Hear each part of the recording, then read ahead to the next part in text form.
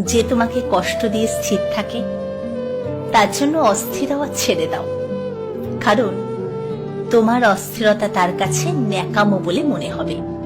সে কখনোই তোমার অস্থিরতার গভীরতা উপলব্ধি করতে পারবে না। যে তোমাকে অকারণে বারবার আঘাত করে, আঘাত করার পরেও বিন্দু মাত্র অনুতপ্ত হয় না, তাকে কিন্তু ছেড়ে দিও না। এই ছেড়ে দেওয়ার উদারতার বিসর্জন দাও। কারণ তোমার উদারতা তার কাছে দুর্বলতা বলে মনে হবে। সে তোমাকে দুর্বল মনে করে আবার আঘাত দেওয়ার পরিকল্পনা করবে। সে কখনোই তোমার উদারতা বুঝতে পারবে না, অনুভব করতে পারবে না।